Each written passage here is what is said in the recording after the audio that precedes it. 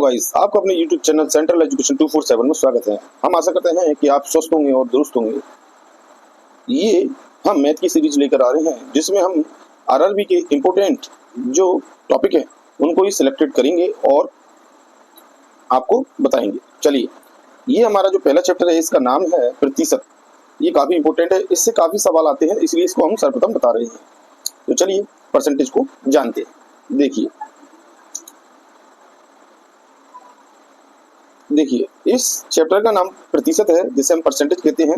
और परसेंटेज का क्या तात्पर्य है ये हम आवश्यक तथ्यों एवं सूत्रों के माध्यम से जानेंगे। देखिए, सबसे पहला हमारा जो पॉइंट है 1 नंबर का, उसमें पहला जो टॉपिक दिया है वह है प्रतिशतता। प्रतिशतता है क्या चीज, तो ये आपको बतानी है।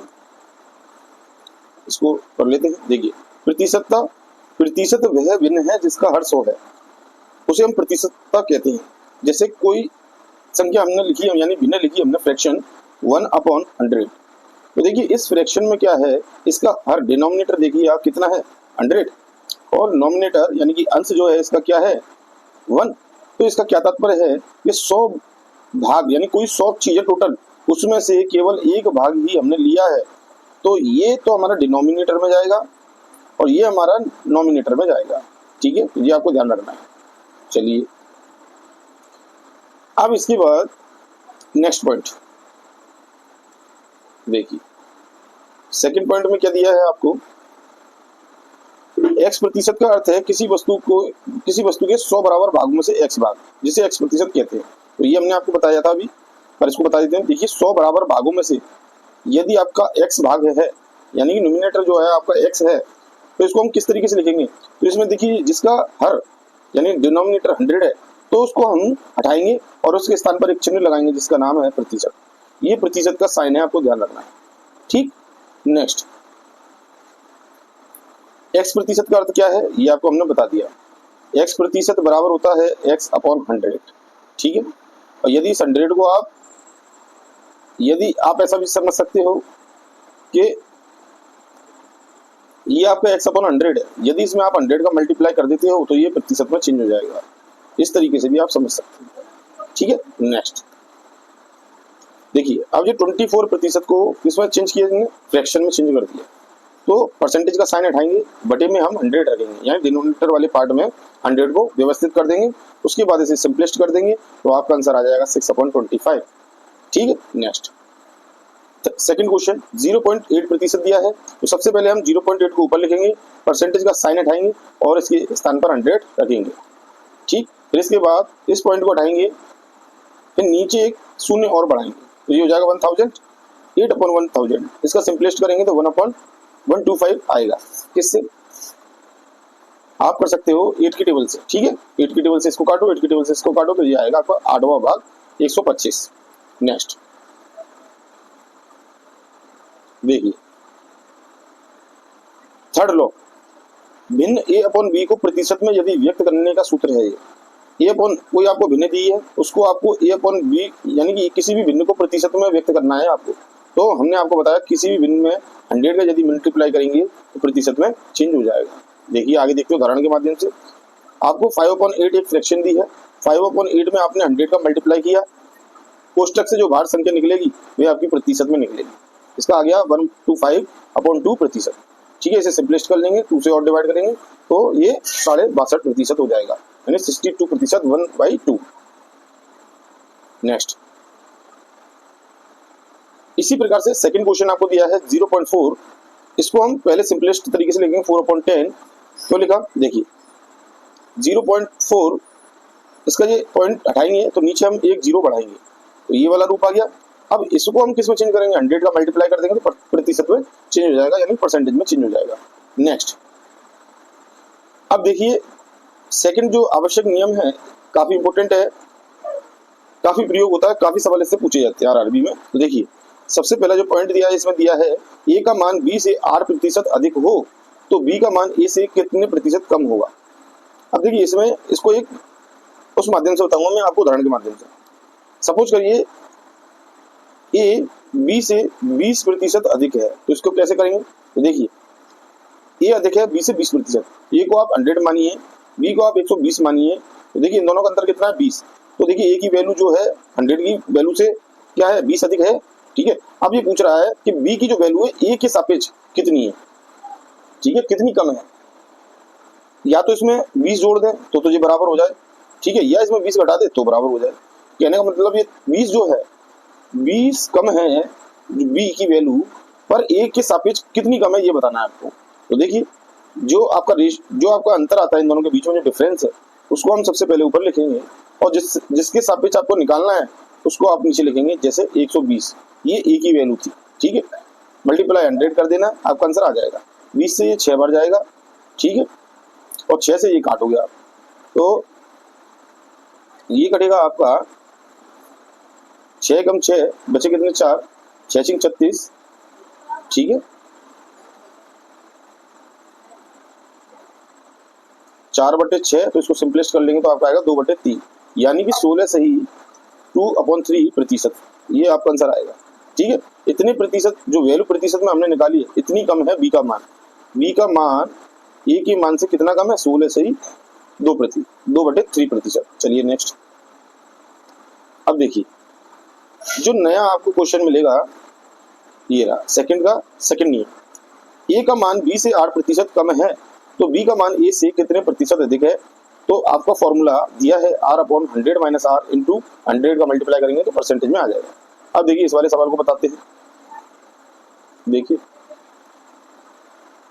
ए और बी को आप लीजिए, सपोज करिए ए का मान बी के मान से 20% कम है। कितने प्रतिशत कम है आपको बताया, 20% कम है। तो इसको कैसे निकालेंगे, सबसे पहले आप इसको 100 मानेंगे। ए का मान जो है बी से 20% कम है तो 100 का 20% घटा देंगे इसमें से, तो ये 80 हो जाएगा। ठीक है, 20% कम हो गया भाई, बी के सापेक्ष ए का मान 20% कम है। अब वो बोल रहा है बी का मान ए से कितना अधिक है। तो देखिए इन दोनों के बीच में 20 का अंतर है, बी के सापेक्ष निकालना, जिसके सापेक्ष पूछता है उसके सापेक्ष निकालेंगे।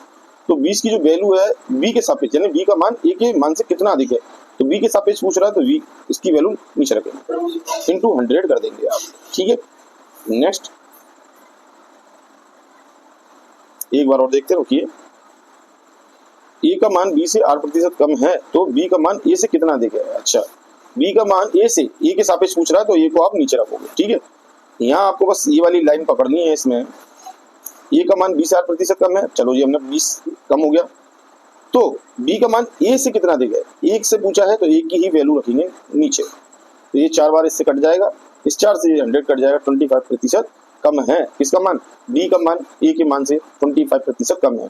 यदि इसमें 25% जोड़ दिया जाए, 80 का ये कितना है 25% है, यदि ये जोड़ दिया जाए तो ए के मान के बराबर हो जाएगा।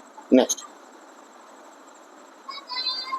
चलिए थर्ड लॉ देखिए। पहला नियम, किसी वस्तु के भाव में 8% वृद्धि हो जाने पर इस मद पर खर्च न बढ़े तो इसके लिए वस्तु की खपत में कमी कर देनी है। कितनी कमी करें वस्तु की खपत में, जिससे कि आपका खर्चा ना हो ज्यादा, जितना पहला होता था उतना हो। तो देखिए इस सूत्र के अंदर सेम ऊपर वाले सूत्र के तरह ही कार्य है, पर इसमें आपको थोड़ा सा एक बात ध्यान रखना है। इसमें जो ये ऊपर जो तुलनात्मकता कंपैरिजन था एक का दूसरे से, पर यहाँ कंपैरिजन नहीं है, यहाँ भाव का और खर्चे का संबंध है। तो इसमें सीधा सीधा उसने बताया है यदि कोई वस्तु का भाव बढ़ता है तो हम क्या करते हैं, जो हमारी खपत है यानी कि जितना हम खर्चा करते थे ईंधन में उसको हम कम कर देते हैं। ठीक है, या जो भी चीज हम लेके आ रहे हैं खरीद के लिए खाने पीने की, उसमें कितना कम कर दे, कितना कम खरीद के लाएंगे, जो पहले लेके आ रहे थे उतना ही पैसा खर्च। इस तरीके की बात चल रही है। तो देखिए इसमें आप इस तरीके से फॉर्मूला लगाएंगे R/100 प्लस R इंटू 100, और कोष्टक से जो बाहर संख्या निकलेगी वो परसेंटेज में निकलेगी कमी के हिसाब से। देखिए इसको किस तरीके से करते हैं, अब देखिए इसको समझाते हैं। आप कोई वस्तु, पहले वस्तु है और यहाँ खपत है, इसको उस तरीके से समझिए। आप 100 रुपए की कोई वस्तु लेके आए पहले, ठीक है, और आप 100 यूनिट खर्च करते हो अभी तक। ठीक है, 100 रुपए की चीज लेके आए, 100 यूनिट का मतलब 100 इकाई कोई भी चीज खर्च करते हो। अब उसने बोला, क्या कहा, वस्तु के भाव में 8% वृद्धि हो जाए। सपोज कर लीजिए वस्तु के भाव में हमने 20% वृद्धि कर दी, तो अब वस्तु का भाव कितना हो गया, 120 हो गया। पहले 100 की लाते थे, अब 120 की लाते हैं। पर भाई अब 120 की लाएंगे तो भाई ज्यादा पैसे, अगर हम खपत पहले की तरीके से करें तब भी हमारा पैसा ज्यादा लगेगा। तो हम क्या करते हैं, हम इसमें ये खपत ही तो हमें निकालनी, कितनी यूनिट खपत करनी है। अब हम खर्चा कम कर दें, दोनों बैलेंस्ड हो जाएंगे। तो इसको पता करना है हमें, तो हमें इसके लिए केवल आप वस्तु के मूल्य से ही निकाल सकते हैं इसकी वैल्यू। कैसे, देखिए पहले 100 थी, अब 120 हो गई, 20 का अंतर है। यूनिट के बारे में पूछा जा रहा है कि अब भाई इसमें कितने प्रतिशत वस्तु की खपत में कमी की जाए। तो फॉर्मूला आपको पता ही है, R 100 प्लस R प्रतिशत, यदि वृद्धि हो तो उसको आप नीचे रखेंगे, ठीक है, इंटू 100। तो देखिए 20 से 6 बार गया और 6 से इसको काटेंगे तो ये क्या आएगा, 16 सही 2/3 प्रतिशत। ये आपका राइट आंसर है। अब यहाँ पर आप इस यूनिट में आप, ये तो 100 थी खपत, एक मिनट ये मिट गया है, इसको करते हैं। देखिए अब इसमें जो खपत थी पहले 100 थी, अब इसमें कितनी प्रतिशत कर दी जाए। अब इसमें 100 तो थी ही, ठीक है, प्लस इसमें 16 सही 2/3 प्रतिशत की वैल्यू और बढ़ा दी जाए, यानी कम कर दिया, सॉरी कम कर दिया, घटा दी, ठीक है। तो क्या हो जाएगा आपका, ये बैलेंस्ड हो जाएंगी, दोनों का मल्टीप्लाई करने पे जो खर्चा पहले होता था उतना खर्चा अब होगा। बस ये छोटा सा सिंपल वैल्यू है इसके अंदर। इसी प्रकार से दूसरा नियम, यदि किसी वस्तु के भाव में 8% की कमी आ जाए तो मद पर खर्च कम ना हो, इसके लिए हमें वस्तु की कितनी खपत करनी है। तो खपत करने के लिए R/100 माइनस R इंटू 100% निकालेंगे तो आपका आ जाएगा। तो देखिए इसको हम अच्छी तरीके से जो है सवाल के माध्यम से ही समझ पाएंगे, तो इसको नेक्स्ट लेवल पर देख लेंगे। इसके बाद अगला टाइप, फोर्थ टाइप का जो है वह जनसंख्या पर आधारित प्रश्न है। माना किसी शहर की जनसंख्या P है, ठीक है, P है, और यदि R% वार्षिक की दर से बढ़ रही है तो n वर्ष बाद उसकी जनसंख्या क्या होगी। तो ये आपका फॉर्मूला रहेगा P इंटू 1 प्लस R/100 की पावर n, याद रखें, ठीक है। तो ये वाला जो फॉर्मूला है आपका, ये वाला प्रयोग होगा P 1 प्लस R/100 की पावर n, ठीक। नेक्स्ट, तो ये फॉर्मूला आप लगा देंगे। चलिए अब देखिए नेक्स्ट जो फॉर्मूला है जनसंख्या पर ही आधारित है। अब इसमें n वर्ष पूर्व यदि आपसे पूछ लिया जाए कि 2 साल पहले जनसंख्या कितनी थी, तो उसमें आपको जनसंख्या की वैल्यू पता होनी चाहिए, और जो 1 प्लस R/100 की पावर n मल्टीप्लाई में था उसे आप डिवाइड में ले जाएंगे, तो इससे आप पूर्व की जनसंख्या निकाल सकते हैं, ठीक है। चलिए नेक्स्ट, थर्ड नियम, माना किसी शहर की जनसंख्या P थी, इसमें पहले दूसरे व तीसरे वर्ष में पहले 8% की वृद्धि हुई, फिर 2% की वृद्धि हुई और 3% की वृद्धि हुई। तो 3 वर्ष बाद जो जनसंख्या आपको मिलेगी वो इस फॉर्मूले से आपको निकालनी है, ठीक है। तो देखिए कैसे, इसमें किस तरीके से सवाल आएगा। आपको एक जनसंख्या दी होगी P, ठीक है, और आपको परसेंटेज दिया होगा, पहले 8% से बढ़ रही है, फिर दूसरी साल 2% से, तीसरी साल आपकी 3% से बढ़ रही है। कहने का तात्पर्य 10,000 जनसंख्या थी आपकी, इस तरीके से दिया होगा, पहले आपका 2% के दर से बढ़ रही है वार्षिक दर से, फिर 3% वार्षिक दर से, 4% वार्षिक दर से बढ़ रही है, यानी अलग अलग रेट दिया अलग अलग साल की। तो आप इसमें ये वाला फॉर्मूला प्रयोग करेंगे, P 1 plus R/100, 1 plus R/2/100, 1 plus R/3/100, सबका मल्टीप्लाई करेंगे, आपका आंसर आ जाएगा। चलिए नेक्स्ट, आवश्यक सूत्र। नेक्स्ट और आवश्यक सूत्र, देखिए 5th नंबर का जो सूत्र है काफी आवश्यक है। मशीनों के अवमूल्यन पर आधारित प्रश्नों के लिए सूत्र। अवमूल्यन क्या है, यानी कि उसकी वैल्यू घट जाना, कम होते चले जाना, ठीक है। तो देखिए माना किसी मशीन का वर्तमान मूल्य P है तथा इसके अवमूल्यन यानी डिप्रिसिएशन की दर R% वार्षिक दर से क्या हो रहा है, घट रही है। तो तब हम क्या करेंगे, n वर्ष बाद जो है मशीन का मूल्य क्या होगा, फॉर्मूला ये लगाएंगे, बस इसमें माइनस का चिन्ह आ जाएगा बीच में, और n वर्ष यदि पूर्व पूछा गया है तो P अपॉन बटे में आपको ये मल्टीप्लाई वाली वैल्यू ही आपको डिवाइड कर देनी, ठीक है। तो इससे आपका मशीन का जो मूल्य घटता जा रहा है समय के अनुसार वो आपको पता चलता चलेगा। अब हमारे पास कुछ उदाहरण है, इलस्ट्रेटिव सांदर्भिक उदाहरण है, तो इसे हम समझेंगे और करते हैं। देखिए अलग अलग टाइप के अलग अलग सवाल हैं इसमें। देखिए सबसे पहले निम्नलिखित में से प्रत्येक को भिन्न के रूप में बदलिए। जब भी आपसे भिन्न के रूप में पूछा जाएगा भिन्न के रूप में बदलिए, तो देखिए पहला क्वेश्चन ही ले लेते हैं, फिर इसके बाद आप कर लोगे। सबसे पहले संख्या को लिखेंगे, उसके बाद इस परसेंटेज साइन को उठाएंगे, बटे में 100 लगाएंगे, ठीक है। 100 लगाने के बाद इसको सिंपलिस्ट कर लेंगे, यही आपका लास्ट भिन्न होगा सिंपलिस्ट करने के बाद, और यही आपका आंसर होगा, ठीक है। नेक्स्ट, आप देखिए यदि आपकी वैल्यू पॉइंट में दी हो तो सबसे पहले आप इसको ऊपर वाली संख्या को आप लिखोगे, 4 लिख दिया, परसेंटेज का साइन हटाओगे तो आप देखिए इसको इस तरीके से इसमें समझ में नहीं आएगा, तो हम बता रहे हैं। देखिए पहले आप संख्या को लिख लेना, परसेंटेज का साइन हटाना, 100 कर देना, ठीक है। उसके बाद इस पॉइंट को हटाना, फिर नीचे एक जीरो बढ़ा देना, उसके बाद ये वाला नेक्स्ट स्टेप आ गया है आपका, ठीक है। फिर इसको सिंपलिस्ट कर लेना आप, सिंपलिस्ट करने पर क्या आएगा 1/250। 4 से आप इसका 4 भाग करोगे, ये चौथा भाग है 250, तो ये हो जाएगा 4 एकम 4 और ये 250 चौथा भाग है 1000 का, यानी डिवाइड कर दिया तो 250 बार आएगा। नेक्स्ट, इसके बाद ये भी आप कर लोगे, ये भी आप कर लोगे, परसेंटेज का साइन हटाया, 100 कर दिया, सिंपलिस्ट कर लिया, आंसर आ गया, ठीक है। इसमें भी क्या है, पहले आप संख्या लिखोगे, फिर 100 लिखोगे, फिर पॉइंट हटाओगे, 2 जीरो और बढ़ा दोगे, तो ये 10,000 हो गया, सिंपलिस्ट करोगे, आंसर आ जाएगा। चलिए नेक्स्ट टाइप क्या है आपका, निम्नलिखित में से प्रत्येक को दशमलव भिन्न में बदलिए, यानी कि दशमलव फ्रैक्शन में बदलना है। पहले इसको उठाओगे आप, सिंपलिस्ट कर लोगे, 100 से डिवाइड कर लोगे, ठीक है। कैसे देखिए, 24%, 24 परसेंटेज का साइन हटाएंगे, 100 आ गया।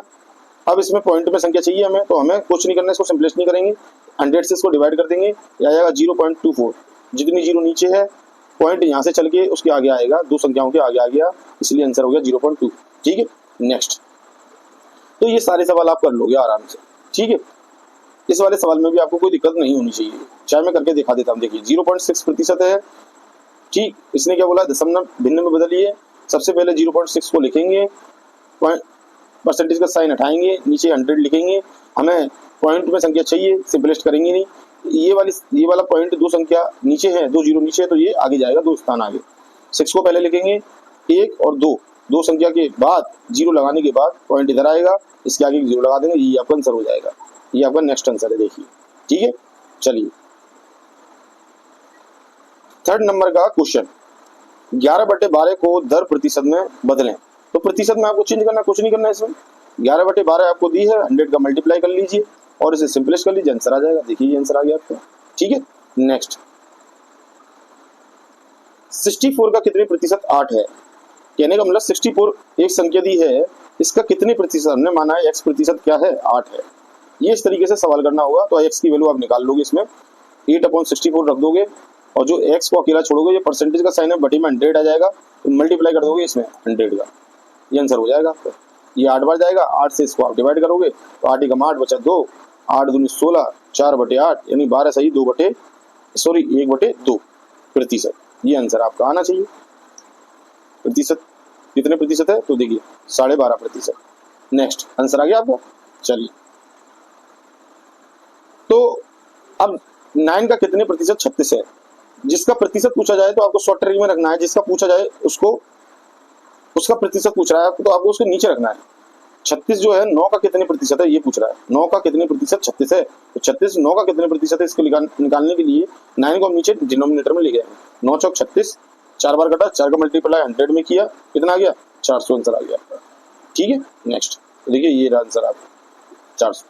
चलिए अब देखिए जो नेक्स्ट प्रश्न है 5 नंबर का, 4 किलोग्राम का कितने प्रतिशत 8 ग्राम है, जिसका पूछे उसको नीचे बटे में, यानी 4 किलोग्राम का कितने प्रतिशत 8 ग्राम है, तो ये किलोग्राम है, ये 8 ग्राम है, या तो इसको किलो में चेंज करिए या इसको ग्राम में चेंज करिए।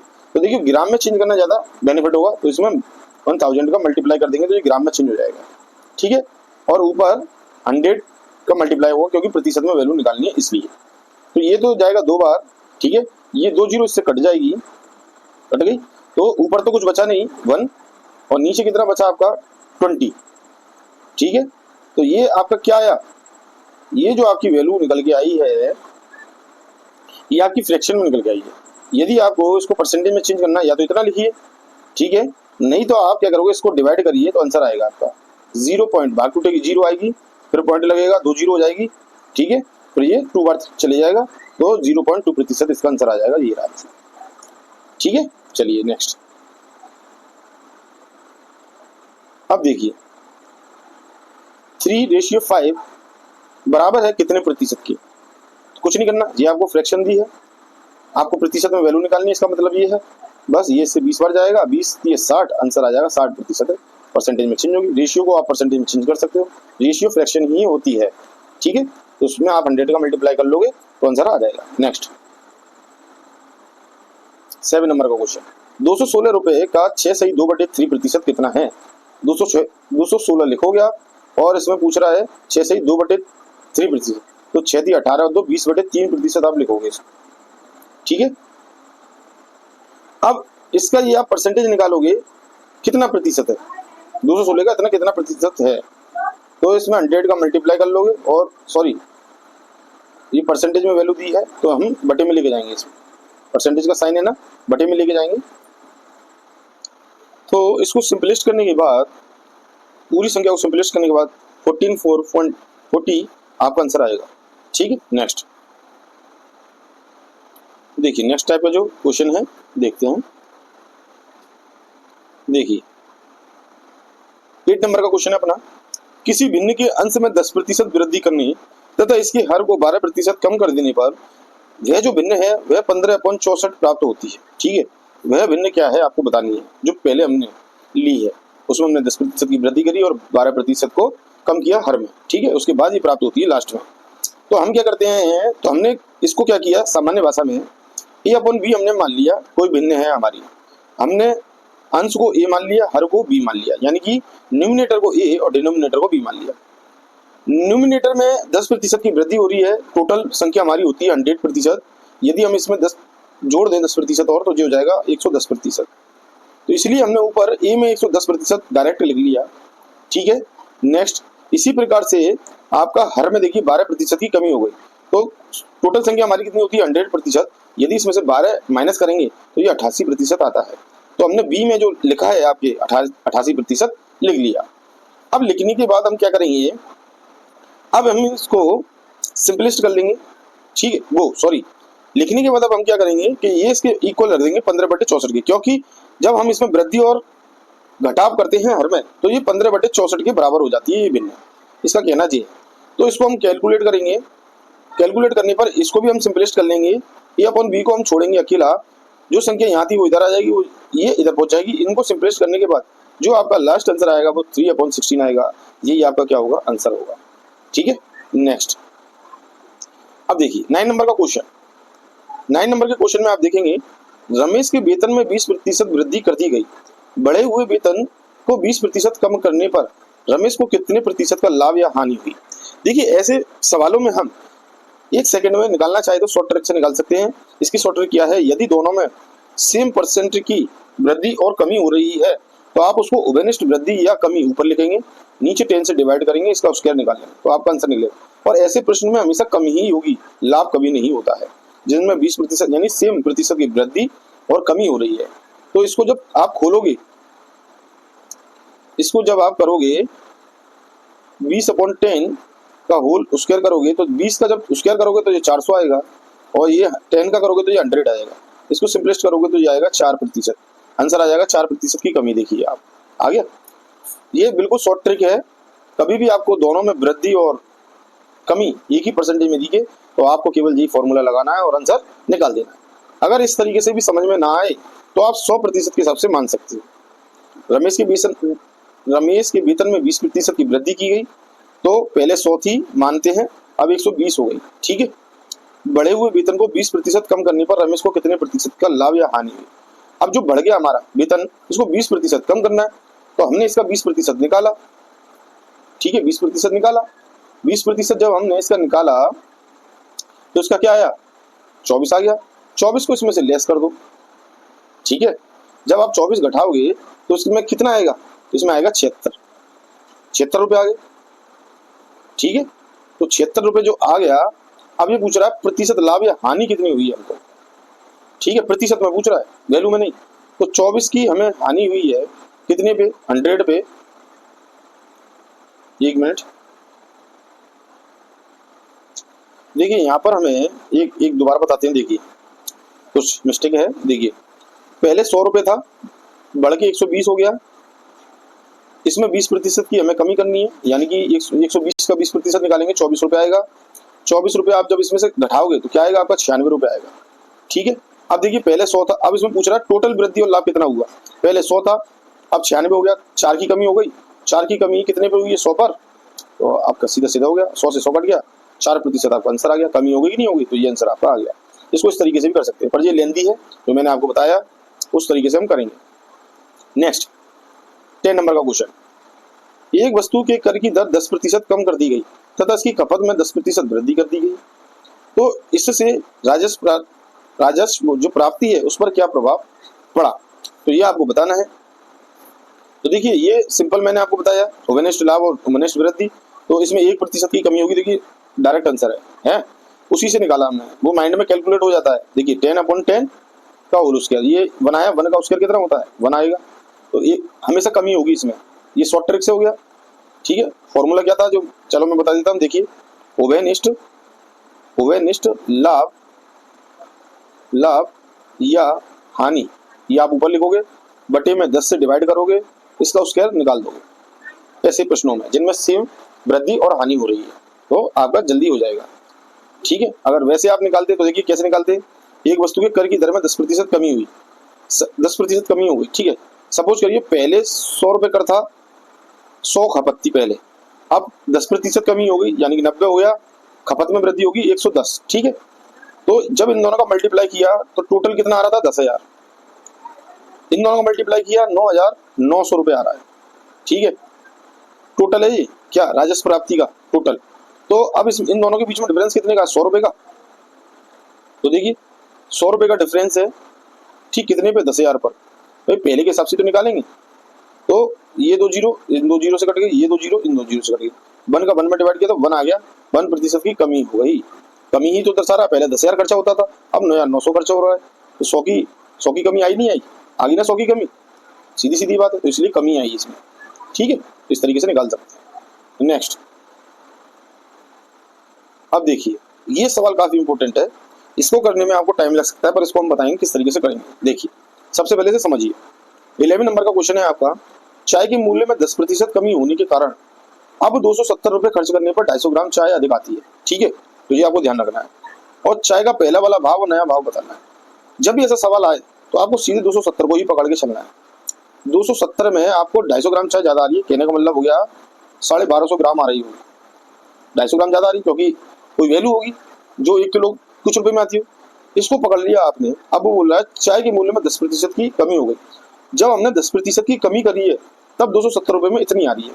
10% का मतलब 90% हो गया कमी करने पर, यानी कोई चीज 100 की थी उसको हमने कितने में खर्च कर दी, 90 में कर दी, 10% कमी कर दी, तब 270 रुपये। अब यहाँ से आपको पकड़ के चलना है, 90 की वैल्यू ये है आपकी कितनी, 270, 1% की वैल्यू आपकी निकाल लेंगे हम, तो 90 से इसको डिवाइड करेंगे, क्या जाएगा 9 की 27, यानी कि 3 वैल्यू आ गई। बस यहाँ से आपको पकड़ के रखना है, ठीक है। तो 1% की वैल्यू 3 है, तो 100% की वैल्यू कितनी होगी, तो 3 का गुणा कर देंगे 100 में, तो 300 हो जाएगी, कितनी हो गई 300 रुपये। तो आपको पता चल गया, एक ये मोटा हमने अनुमान लगा लिया 300 रुपये की थी, तब हमारे पास 1000 ग्राम कोई वस्तु आ रही थी, अर्थात 1 किलो, ठीक है। चलिए ये नीचे वाला पोर्शन हम हटा देते हैं, यहाँ से बनती है आपकी पूरी क्लियरिटी। 300 रुपये की चीज आती थी तब 1 किलो आती थी, अब 270 की कर दी है, 10% कमी हो गई इसमें, तो 1250 ग्राम आ गई। अब देखिए इन दोनों के बीच में जो कमी हुई है वो 10% कितना है, 30 रुपये, 30 रुपये की कमी इसमें दिखा रहा है। अब कितनी आ रही है इन दोनों के बीच का जो कमी है कितना है, 250 ग्राम ज्यादा आ रही है, 30 रुपये में 250 ग्राम ज्यादा आ रही है। तो पूर्व में अगर इसमें हम 4 का मल्टीप्लाई करें दोनों तरफ, तो ये तो हो जाएगा 1000 ग्राम यानी कि 1 किलो, और ये कितना हो जाएगा 120 रुपये। कहने का तात्पर्य यह है कि 120 रुपये में अब आपकी जो वैल्यू है 1000 यानी 1 किलोग्राम सामान आ रहा है 120 रुपये में, ठीक है। तो देखिए पूरा कर देते हैं, आप समझाते हैं। देखिए हमने जो वैल्यू निकाली वो निकाली 120 रुपये में, अब आ रहा है आपका 1 किलोग्राम, ठीक है। ये अभी का करंट का, ठीक। पूर्व का निकालने के लिए 10% कमी कर दो इसमें, 10% कमी करने का मतलब है 90% वैल्यू हो गई, ठीक है। तो 90% निकालने के 10% की कमी होगी, इसकी हमने 90% निकाल लिया, तो कितना आ जाएगा, ये 2 जीरो से कट जाएगा, 12 से 9 का मल्टीप्लाई करेंगे 108 आ जाएगा। यानी कि पहले अब जो है नई जो रेट है नया भाव वो 108 रुपये है, और जो पूर्व का भाव है वो 120 रुपये, ठीक है। तो पहले 120 रुपये में इतनी आती थी, 108 रुपये में अब 1250 ग्राम आ रही है, तो इसका राइट आंसर यही होगा। चलिए देखते हैं आगे। देखिए 120 रुपये आ गया आपका, 120 रुपये चाय की दर थी पहले, और जो नई दर हो गई वो 108 रुपये, क्योंकि कम वाली वैल्यू 108 है, 10% कम है। देखो इसका 120 का 10% आप निकालोगे और माइनस करोगे तो ये आएगा, ठीक है। 12 रुपये कम हो जाएंगे, आपका आंसर जा जाएगा 108। नेक्स्ट, चलिए इस सवाल में आपको हमेशा ये ध्यान रखना है, अगर आप अलग तरीके से मान के करोगे शायद आपको टाइम लगे। 270 को ही आपको पकड़ना है, उसके हिसाब से ही आपको करना है जैसे हमने करा था, ठीक है। उसी से आपको जल्दी होने का, बिल्कुल राइट आंसर निकलने का अनुमान लग जाता है। नेक्स्ट 12 नंबर का क्वेश्चन, एक आयत में 10%, एक आयत की लंबाई में 10% वृद्धि और चौड़ाई में 10% कमी करने पर क्षेत्रफल में कितने प्रतिशत की वृद्धि और कमी है। तो यहाँ से तो हमने 1% की कमी होगी, राइट आंसर जो हमारी शॉर्ट ट्रिक है उसी से। ऐसे सवालों में हमें देखने की भी जरूरत नहीं है, शॉर्ट ट्रिक से ही हम कर देंगे। पर आप जानना चाहते हो सर ऐसा कैसे, आप कैसे बता रहे हो, तो चलो हम देखो लॉन्ग विधि से भी करके दिखा रहे हैं। एक मेथड तो देखो आपको दिख रहा है, इसके अलावा भी हमारे पास दूसरा मेथड है। देखिए लंबाई मान लीजिए 100 है आपकी, चौड़ाई भी आपकी 100 है, पहले 10% वृद्धि हो रही है तो ये 110 हो गई, दूसरी चौड़ाई में 10% कमी हो रही है तो ये 90 हो गई, ठीक है भाई। अब ये देखिए ये कितना हो गया, ये 10,000 वैल्यू होगी दोनों का मल्टीप्लाई करने पर, ऊपर वाली वैल्यू इन दोनों का मल्टीप्लाई करेंगे 10,000 है, क्षेत्रफल है वर्ग पहले, चाहे सेमी में मानो चाहे मीटर में मानो आप, ठीक है, वर्ग सेमी पहले का क्षेत्रफल है। अब का क्षेत्रफल क्या है 9,900 है, कितना है, जब इन दोनों का मल्टीप्लाई करोगे आप तो 9,900 वर्ग मीटर, ठीक है। आपका क्षेत्रफल ये है, कमी कितने की हो गई 100 की हो गई, कितने पे हो गई 10,000 पर हो गई, मल्टीप्लाई 100, 1 2 1 2 1 2 1 2 आ गई 1/1 हो गया, इसका आ गया 1% कमी हो गई, कितने प्रतिशत 1% कमी, ठीक है भाई। पहले 10,000 था क्षेत्रफल, अब 9,900 है, 100 की कमी हो गई तो कमी ही तो दर्शाएगा। चलिए हो गया, तीसरा मेथड हो गया, 3 मेथड हो गए आपके। चलिए नेक्स्ट 13 नंबर का क्वेश्चन, एक रेडियो का अंकित मूल्य में 8% की कटौती की गई और इसका मूल्य ये है 46 रुपये है, इसका अंकित मूल्य बताइए। अब देखिए 8% की कटौती कर दी गई किसी रेडियो में, सपोज करिए 100 रुपये थी पहले रेडियो की, 100% थी कोई वैल्यू रेडियो की, अब 8% की कटौती कर दी गई तो कहने का मतलब 92% बचा। 92% जो है वो किसके बराबर है 4600, यहीं से निकाल लोगे आप। तो 1% कितने के बराबर क्या होगा 4600 डिवाइडेड बाय 92, तो 100% कितने के बराबर होगा 4600 डिवाइडेड बाय 92 इंटू 100 का मल्टीप्लाई कर लोगे आप, ठीक है। तो ये आप सिंपलेस्ट कर लोगे, आपका आंसर आ जाएगा। देखिए 100% की वैल्यू निकालोगे आप तो देखिए 92 और जिसमें 40 से कम 40 तो ये हो जाएगा 40 100 पर, ठीक है, 40 दूनी 92 और इंटू 100, 2 से इसको आप डिवाइड करोगे तो कितनी बार जाएगा 20 बार, ठीक। सॉरी देखते हैं, रुकिए 1 मिनट, 40 से कम 40 और 40 दूनी 92, ठीक है, ये 50 बार कटेगा, सॉरी 50 बार, ठीक है। 50 का मल्टीप्लाई आप 100 में करोगे 5000 आपका आंसर आएगा, ठीक है। चलिए तो आपकी वैल्यू आ गई 5000, देखिए आगे वैल्यू। चलिए नेक्स्ट,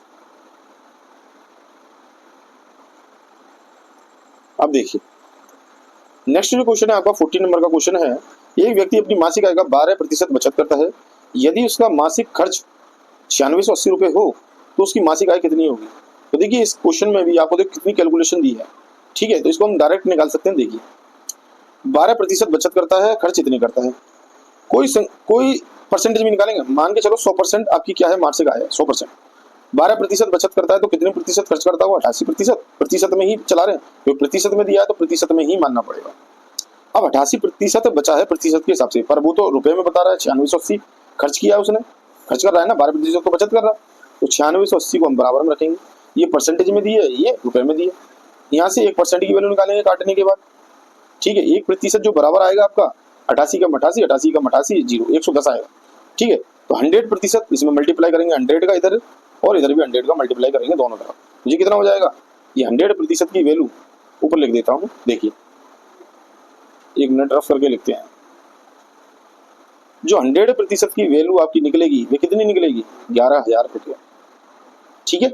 देखिए इसका राइट आंसर है 11,000 रुपये। चलिए नेक्स्ट 15 नंबर का क्वेश्चन है, देखिए ये सवाल काफी इंपॉर्टेंट है परीक्षा की दृष्टि से, एक सवाल जरूर आ जाता है यदि जब कोई लेता है तो इसी में से लेता है, ये टिपिकल हो जाता है, कभी कभार इसमें गलती भी होने की संभावना रहती है। तो देखिए इसको किस तरीके से करेंगे, यदि ए की आय बी की आय से 25% अधिक है तो बी की आय ए की आय से कितने प्रतिशत कम है। संक्षिप्त विधि से आप कर सकते हो, यदि अधिक दिया है स्टार्टिंग में और कमी पूछी जाए तो आप ये वाला फॉर्मूला लगाओगे कर दोगे, और हम आपको एक सावधानी बताएंगे इसमें, तो देखिए इसमें आप दिमाग से कर सकते हो, ज्यादा टिपिकल नहीं है। देखिए ए की आय बी की आय से 25% कम है तो इसको पकड़ लीजिए आप, ए और बी लिखिए सबसे पहले आप बी की आय मानिए, बी की आय 100 है क्योंकि बी से ए की तुलना हो रही है, ठीक है। अब ए की आय बी से 25% अधिक है तो इसका मतलब ए की आय 125 होगी। भाई 100 का 25 बढ़ गया, 125 हो गया, दोनों के बीच में अंतर कितने का आ गया, 25 का, वही 25% अधिक। बी की आय ए की आय से कितने प्रतिशत कम है। अब बी की आय जो है ए की आय से तुलना कर रहे हैं, बी की आय कितने प्रतिशत कम है, जिससे पूछा जाए उसी को रखेंगे हम। बी की आय, अब बी कितना कम है, 25 कम है तो उसको हम ऊपर रखेंगे। किससे कम है, ए की आय से। ए की आय कितनी है, 125 इंटू 100, बस इतना आपको इससे ध्यान रखना है।